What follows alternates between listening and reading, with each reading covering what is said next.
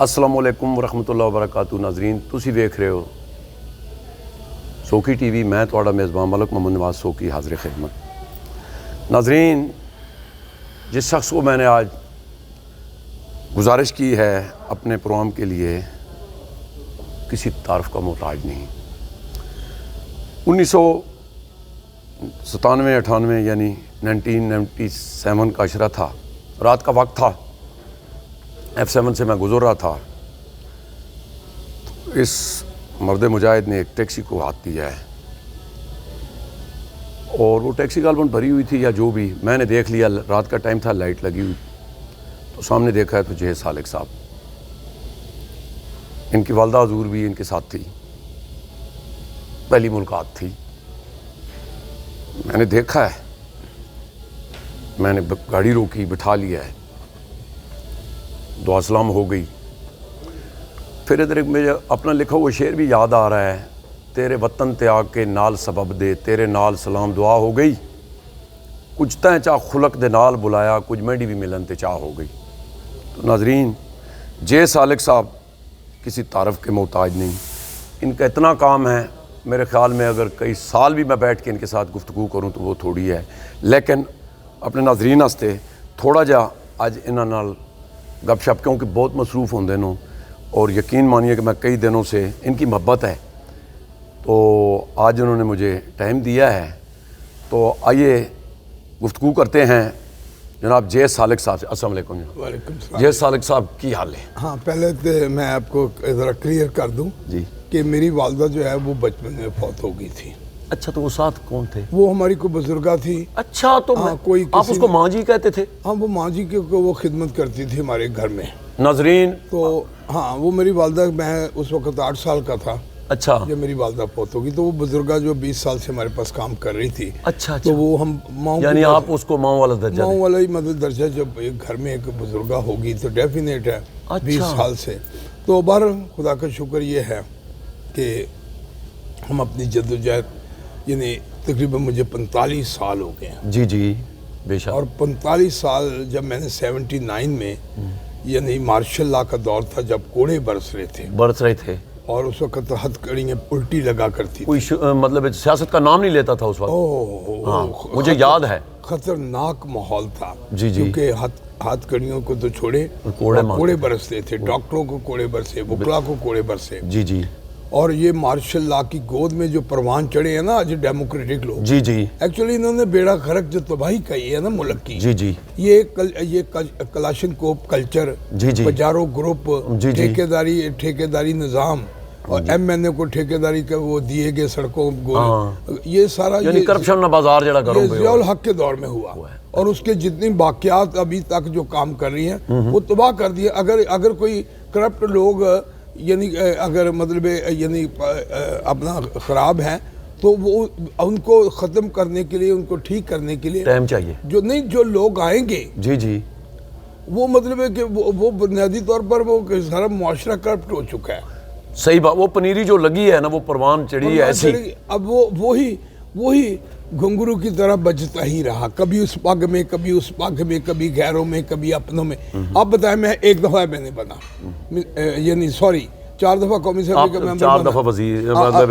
Top کیا ہے اچھا اب پہلی دفعہ دیکھیں ٹریجڈی یہ ہے کہ میں سب سے پہلے لاہور سے جب کونسلر بنا تو میں ایک آرڈیننس آیا تھا کہ جی کوئی کونسلر جو ہے وہ قرارداد نہیں پیش کر سکتا کوئی یعنی مارشل لا کے اگینسٹ بول نہیں سکتا ہاؤس میں پریس کانفرنس نہیں کر تو میں نے پہلے دن جب پڑھا میں نے آرڈیننس میں نے کہا جی یہ تو زبان بندی ہے ایبڈو ہے تو ہم اس کو برداشت نہیں کر سکتے ہم کونسل ہی قربان کر سکتے ہیں لیکن اپنی زبان کو بند نہیں کر سکتے لہذا میں نے پاکستان میں تقریباً میرا 20-25 ہزار کونسلر ہوں گے سارے ملک میں جی جی اس وقت ہلکے پورا یعنی لاہور کے ہمارے جو مائنورٹی کے تھے چار یعنی حلقہ یعنی 4 کونسلر تھے پورا یعنی بڑا لاہور شہر ہوتا تھا جی جی اور اس وقت بڑے بڑے حلقے ہوتے تھے ایم این اے ہمارے یعنی لاہور سے 8 ہوتے تھے تو اس وقت میں پورے لاہور سے 4 یعنی چاروں یعنی 5 چنگیاں ہوتی تھی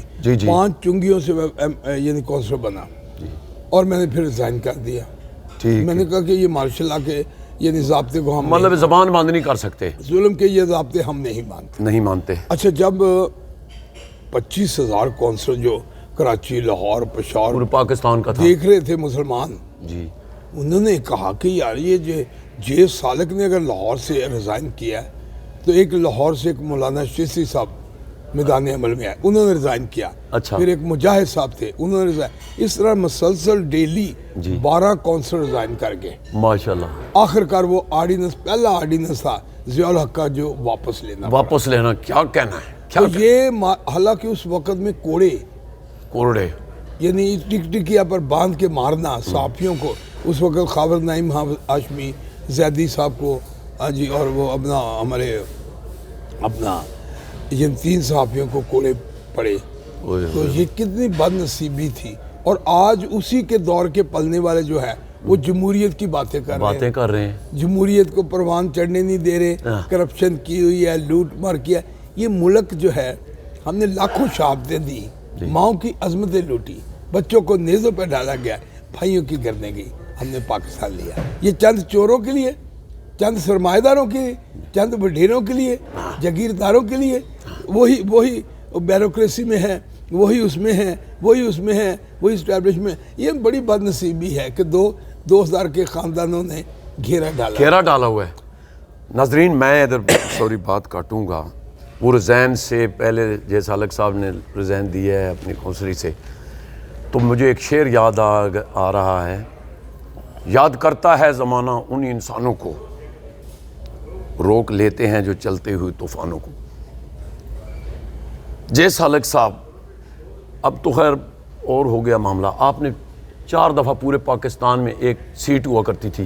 نہیں، ہمارے پورا ملک کا جو تھا یہ مطلب کہ حلقہ تھا اچھا ہے. جی بڑے حلقے سے مجھے کوئی گھبراہٹ نہیں. جی بلکہ ہر ایم این اے کا حلقہ پورا پاکستان ہونا چاہیے.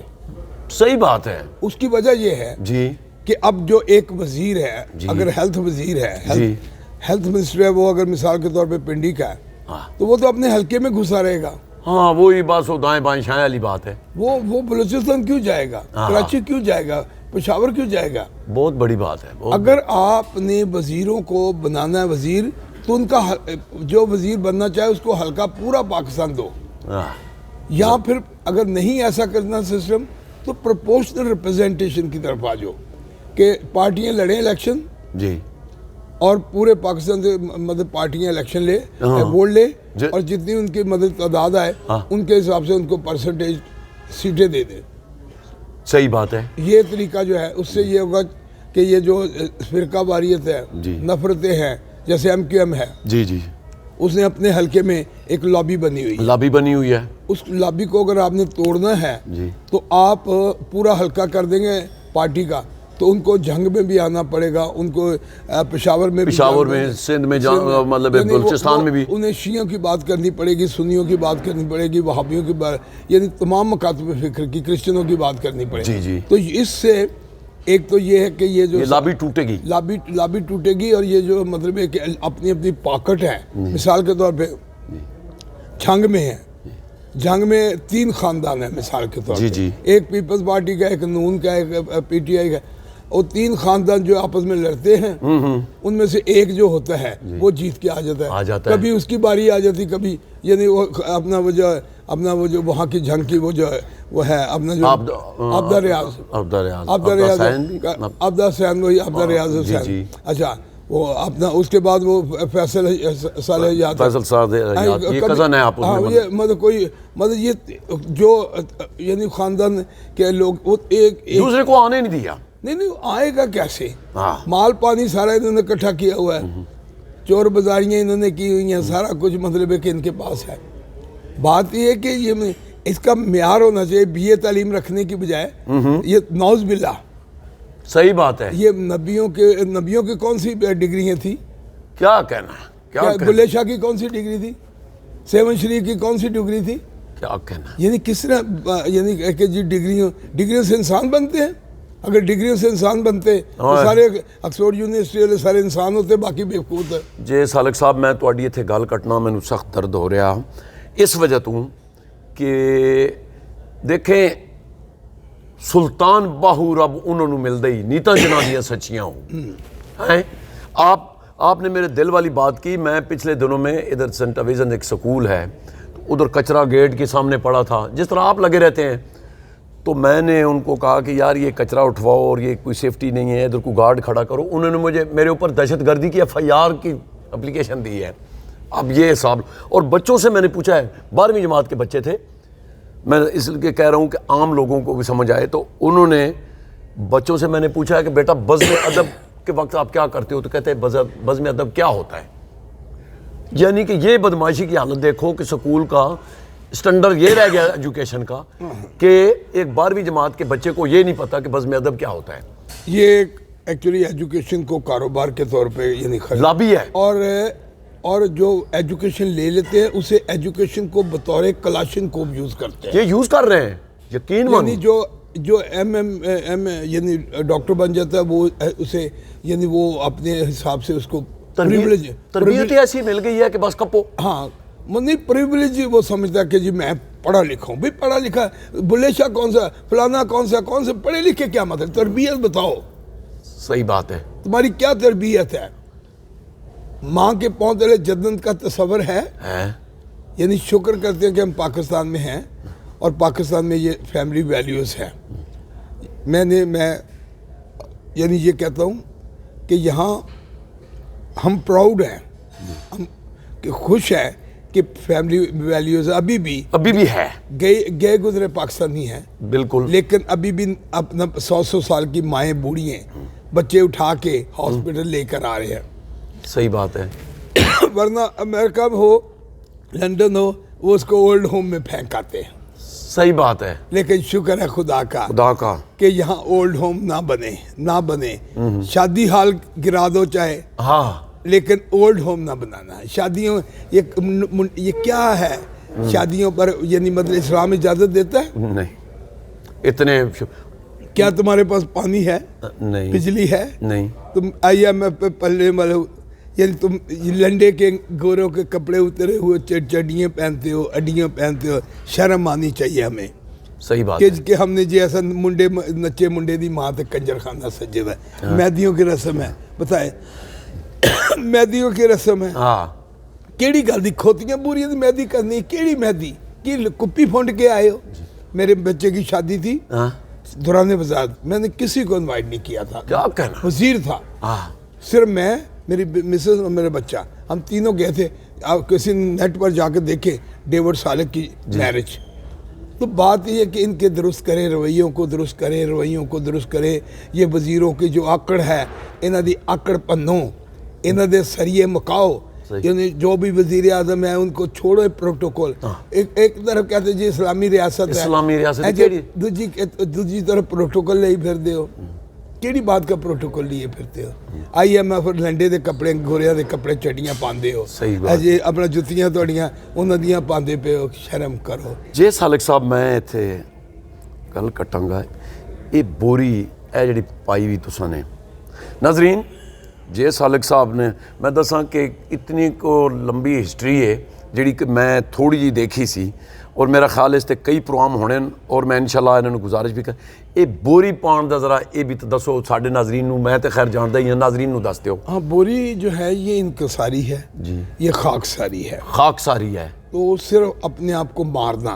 हुण तुसीं जो 3 पीस सूट पाते हो, तुहाडी औकात है नहीं। मतलब ब्यूरोक्रेसी के जो 3 पीस सूट पाते हैं, ये ख़ानदानी तौर पर यानी ये मतलब है कि हैं इस काबिल, यानी मतलब है कि यानी मतलब अपना कोई ड्रेस है आपका, यानी आपका ड्रेस, यानी ड्रेस जो है कादिर ने जो दिया था उस वक्त कैब, जना कैब पर वो आपने पार्लियामेंट के जो वहाँ पर बैठे हैं ना चपड़ासी जी जो गेटों पे, उनको पहनाए, उनको पहना दिया है।